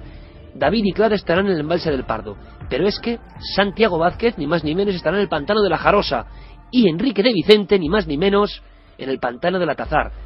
Bueno, estar con Enrique en el pantano del Atazar, con lo que Enrique sabe, y en ese lugar donde pasaron tantas cosas, puede ser fantástico. ¿Queréis más mítica? ¿Queréis más fundamento? Pues en Madrid habrá otro grupo, y para mí es un orgullo. Pablo Torres y Paco Minaya, los compañeros que hicieron OVNI Experiencia en Diario Pueblo, se me ponen los pelos de punta. Pablo Torres y Paco Minaya, compañeros de OVNI Experiencia, la gran sección de OVNIs de los años 70 en Diario Pueblo, estarán en otro lugar clave, el Cerro de los Ángeles, en Madrid, mirando a los cielos 30 años después de aquellas publicaciones. Para mí un detalle, una señal muy hermosa. Pero fijaos, y solo son datos a vuela pluma, esa noche del 9 de junio, hombres, mujeres, niños, niñas, mirando al cielo. Yo, en fin, se me está ocurriendo, ya que estoy medio fiebroso, escribir algo que seguramente sea delirante, pero yo también viví mis alertas OVNI, incluso antes de saber de los OVNI siendo un niño, y os contaré, pueden ser muy importantes. Esas sensaciones pueden ser francamente importantes, y, sinceramente, creo que no exagero, una alerta OVNI te puede cambiar la vida, aunque no lo sepas. ¿Por qué?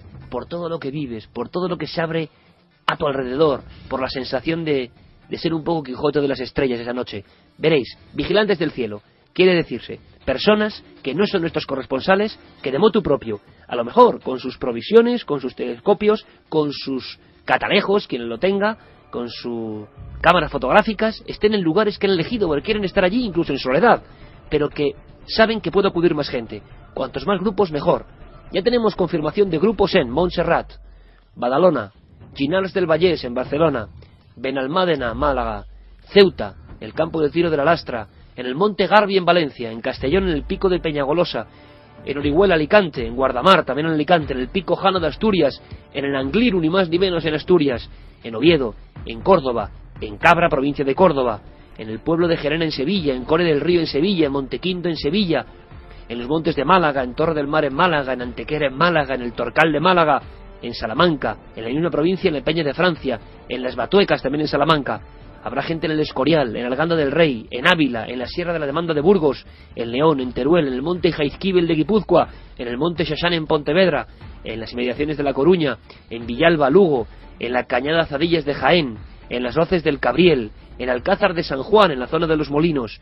Habrá gente en la playa de los Bateles de Conil, en Cádiz, en el castillo de Peñarroya de Ciudad Real, en las minas de Río Tinto, en el Portil, en la provincia de Huelva, en el monte Umbe de Bilbao, en Jumilla, provincia de Murcia, en la capital bellísima Cáceres. Habrá gente en Ibiza, habrá gente en toda España, y los grupos se siguen formando, y a través de las páginas de Facebook o de Twitter van tomando comunicación entre ellos, al mismo tiempo que también iremos dando información sobre nuestros corresponsales para, si queréis, preguntarles cosas o saber dónde van a estar con coordenadas exactas. A nivel internacional, la oleada es increíble. El 9 de junio, en diferentes partes del mundo, sea día o noche, tendremos gente, vigilantes del cielo, en Santiago de Chile, en el Cajón de Maipo, también en ese país maravilloso. Habrá gente, por ejemplo, en Ámsterdam, en Quito, Ecuador, en el Templo del Sol de Caranqui, en Ecuador. Habrá gente en Panamá, en Colombia, en México, en Lima, en las Pampas de Nazca, en Guatemala, en París, en Tasmania, en Australia, en Londres, en Italia, en la Toscana, en Florencia, en Gales, en el Reino Unido, en Irlanda, en El Salvador, en las islas Hawái, en Maui en concreto, en fin, en un montón de sitios de los que iremos dando información. No hay que hacer nada, simplemente, si lo deseas, escribid para decir voy a estar en este sitio, o simplemente participando en las redes sociales, La Nave del Misterio en Facebook, en Twitter igual, La Nave del Misterio, y toda la información en ikerjimenez.com. Nuestra idea, por supuesto, transmitir todo en directo, en vivo, no solo a través de la radio, sino a través de cadenaser.com y de ikerjimenez.com, y que la información fluya, la información mítica y mágica con los medios de hoy en día. Creo que puede ser una noche inolvidable. No es que las luces sean lo de menos, porque queremos descubrirlas, pero yo creo que va a ser una experiencia que estará ahí para toda la vida. Vamos a mirar al cielo todos juntos, vamos a hacer algo extraordinario, porque no es nada ordinario, no tiene nada que ver con lo que hace todo el mundo, es algo contracorriente, y eso ya es una señal de que uno está vivo, ¿verdad? Alerta OVNI 2012, puede que irrepetible, puede que única. Os esperamos, 9 de junio.